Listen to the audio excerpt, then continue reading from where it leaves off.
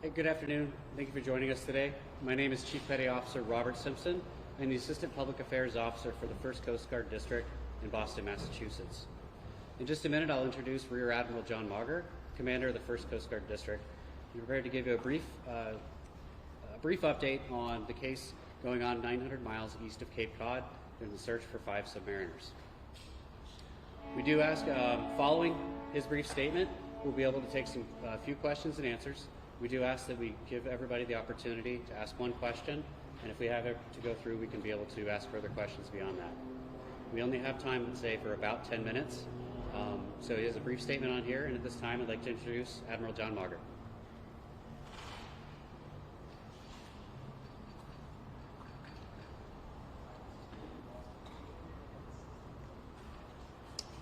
Good afternoon, everyone. I'm Rear Admiral John Mauger. I'm the commander of the 1st Coast Guard District here in Boston, Massachusetts. And in this case, I am the lead for the Coast Guard search and rescue operations for the overdue submersible out near the wreck of the Titanic. Yesterday afternoon, we were notified by the operator of the submersible vessel that it was overdue, and it had 5 persons on board the submersible. So we're working very closely at this point to make sure that we're doing everything that we can do to locate the submersible and rescue those on board. Our thoughts are with the crew members and the families of those on board the submersible at this time, and we are doing everything that we can do to make sure that we can locate and rescue those on board. So after receiving the call, we reached out to the vessel Polar Prince and began a surface search looking for the submersible. At the same time, we launched a C-130 aircraft to conduct an aerial search, both visual and radar, of the scene. We've subsequently coordinated with the Canadian Coast Guard and Canadian Armed Forces to deploy additional assets to the scene. The Canadians have had a C-130 aircraft searching as well, in addition to also having a P-8 submarine search aircraft deploy as well, and put sonar buoys in the water in attempt to listen. The location of the search is approximately 900 miles east of Cape Cod in a water depth of roughly 13,000 feet. It is a remote area, and it is a challenge to conduct a search in that remote area, but we are deploying all available assets to make sure that we can locate the craft and rescue the people on board. Going into this evening, we will continue to fly aircraft and move additional vessels into the area. In this remote part of our search and rescue responsibility, oftentimes we rely on commercial operators to be the first vessels on scene. And so we've been in touch with additional commercial vessels that are operating in the area, as well as initiating the movement of additional Canadian Coast Guard assets and U.S. Coast Guard surface asset into the area over the course of the next couple of days.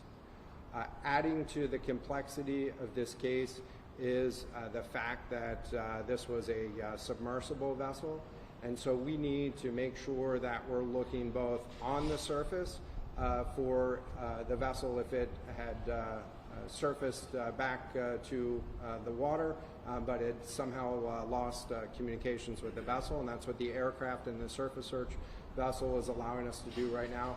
But we're also having to search in the water column, and we're doing that right now with the use of sonar buoys and sonar on the ship that's out there to listen for any sounds that we can detect in the water column. Over the course of the next couple days, We anticipate adding additional capability to conduct additional search in the water as those commercial assets arrive on scene. Again, our thoughts are with the families and the crew members on board this submersible, and we're working very closely with all U.S. And international partners to provide any capability that we can provide to search for the overdue vessel and rescue the crew members on board. At this point, we'll take questions. There are reports that the submarine may be trapped in the wreckage of the Titanic. Is this even possible? If that were the case, how much oxygen would these people on board have?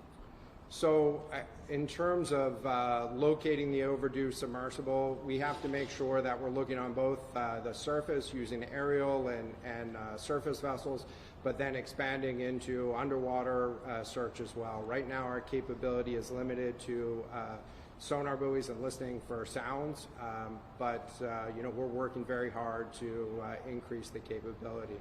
We understand from the operator of the vessel that the vessel was designed with a 96-hour sustainment capability if there was an emergency on board. And so we're using that time, making the best use of every moment of that time to locate the vessel. Sir, can you talk about who was on board exactly? And is there somebody named Hamish Harding, a British explorer? Can you confirm that he's on board? Some family has been posted about. At this point, I'm not in a position to confirm the identity of anybody on board the vessel. Out of respect for the families, we're you know, going through the notification process, and more updates will be forthcoming. Sorry, I may be jumping something here, but it seems like if that vessel is indeed sitting on the bottom, you have a 96-hour window to reach it, that this is a race to get some sort of rescue vehicle down to it. Am I correct about that? That's absolutely part of the overall planning for this search case. Right now we're focused on locating the vessel, but at the same time, if we find this vessel in the water, then we will have to effect some sort of rescue or coordinating, reaching out to different partners within the U.S. Navy, within the Canadian Armed Forces, and within private industry to understand what underwater rescue capability might be available. Are there any vessels on the way there that could do that if they could get down there? So at this moment, we're focused on the search and understanding the capabilities of the vessels that are deploying to the scene. And what did your sonar measure as deep as 13,000 feet? So the sonar capabilities within the sonar buoys and within the hull of the commercial vessel that is out there operating on site, those aren't Coast Guard sonars, they are capable of listening to a depth of 13,000 feet, as I understand it. On some of the numbers here, you mentioned that there were 96 hours of oxygen. How much of the 96 hours do you believe may be needed if they are submerged? And also, what is the square mileage of your search right now? So in terms of the square mileage of the search, I don't have that number right at this moment, but it includes both a surface area that we're looking at and a subsurface area. And so we'll get you the exact number for the square mileage of the search.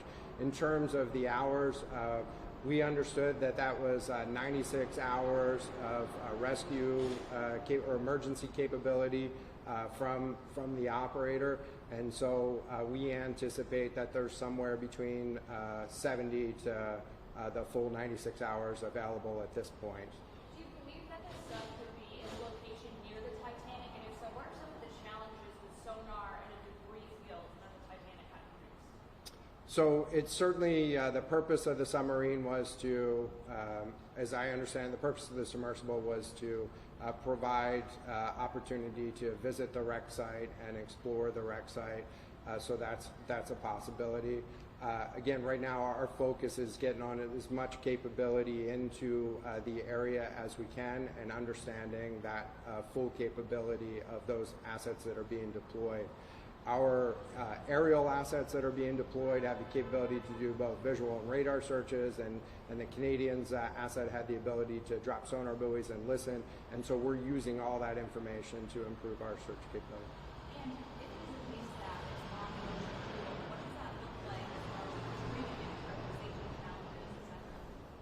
So we're working through that right now, but what we're really focused on at the moment is really locating the vessel, which could either be in the surface or subsurface. And so we're bringing in technical expertise to understand both the dynamics of underwater search and underwater rescue operations. Hi there. So there'll be a lot of families watching this, and we'll be hoping that the loved one will come home. How hopeful are you? So as search and rescue professionals, we work very, very hard, and our crews take this personally. Our first thoughts are with the crew members and the families of those on board. And so we want to make sure that we have done absolutely everything that we can do to locate their family members and bring them home safe. And so they're first and foremost in our thoughts every moment of this search operation.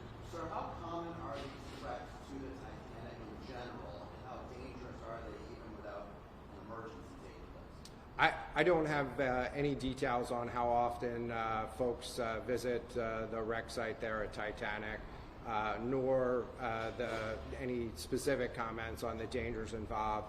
Certainly, every time ships go to sea, they encounter hazards and dangers, and so having properly prepared vessels, properly prepared crew members, and making sure that you practice emergency procedures, good practical advice for anybody that goes to sea. What's happening specifically with the families of those people involved right now? Are you in contact with them? Is there a staging area for them? What's happening? So at this point, I'm not going to discuss any information about the families and communications with the families, and so we'll provide that with future updates. Any idea on the number of personnel searching? Is it dozens, hundreds? So the Coast Guard has two C-130 aircraft. In addition to the command team that's working here, we have two C-130 aircraft deployed. The Canadians have a C-130 aircraft and a P-8 aircraft. We also have access to, and we'll launch this evening, a C-130 aircraft from the New York National Guard to make sure that we have sufficient air assets up there. On the surface, we have the commercial operator that's been on site, and we're bringing additional surface search assets into play, which will also bring in some subsurface search capability. So are the 5 Last people question, on board, please. How many are like company employees? How many are people who have paid to be on? I understand from the operator that there was one pilot or submersible commander operator on board, and that there were 4 mission specialists on board is the term that the operator uses for them. So five total. You have to ask the operator what that means. What we're focused on is finding those 5 people. Thank you very much for your time. Thank you for coming today. This does conclude this portion of the briefing. I can stay behind just to take any other questions down, and we can get back to you at a later time, and we'll be able to connect directly with you. I know you had the question about the square mileage area. Do you have a cargo too? Okay. Would there be any other additional questions? Do you have any idea in 96 hours if we're talking Sunday morning? Is that when went missing? That's when the clock started, right? Sunday morning? So I'm not sure on the exact time of when it started. As far as the communications on there was the 96 hours total on there. I'm not sure if that's the amount of time total that it can stay underwater, or if that starts at another time. We can clarify and get back to you on that. Yeah, I guess what we're getting at is halfway into that time. Right. Reach the point, or is that something they estimated as from now going forward? It seems to me like it probably started Sunday morning. Right, when did that clock start for the 96 hours? Sir, the very specific question. Yeah. Do you know if this submersible had anything that would allow it to say float on the surface of the emergency? Everybody's being really hard to see. Yeah, no, we don't have any information on the specifics of how the submersible is set up or for any kind of emergency. As far as we know, we don't have any of that. We don't know that yet. We do know that the aircraft that we have on scene that are searched in area can search a large area within that period of time over assets. So if they're on the surface, we'd be able to see them with the crews. Sir, do you know if the mission specialists, the people who may have taken on this submersible, had any training to prepare them in the event of something like this happening? You mean for the persons on the submarine itself? I don't know. I don't know what the experience level of them is. Is there any sense at all whether the vessel's been damaged in any way? Do you guys know that yet? Or? No, we don't have any indication, anything like that. It's only just that the communication had been lost. Do we know the last communication that the company had with them? Not specifically like necessarily what was said on there, but it was about an hour and 45 minutes into their dive. An hour and 45 minutes. Was the last communication, the last reported communication that they had. I don't have specifics on if it was stopped suddenly or if it was just a check-in period of time that just didn't. But We know it's been on Sunday or no, on Saturday? I believe that was Sunday. 'Cause I think the dive started on Sunday. I believe. But do we know why they lost communication? Like, do we know why yet? Why this happened?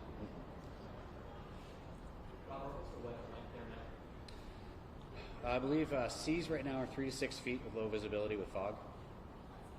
Is Not what high seas with low visibility. 3 to 6 foot seas, yeah. 3 to 6 foot considered. For that far offshore is fairly normal. I mean, it does get much higher than that during storms. Will there be more updates here, or what's More than likely it will. I think just to keep this as kind of a central location. If we moved it down to the base, it would be much more difficult for you guys to get on. So if we do more briefings, we'd likely probably put it here. And next time we'll have more advanced notice from when we did this. We just wanted to make sure we got something out as soon as we could today to try and meet that. But we'll send out more updates on the site plus also Twitter to keep not only updating information, but also the next briefing, which likely won't be till tomorrow.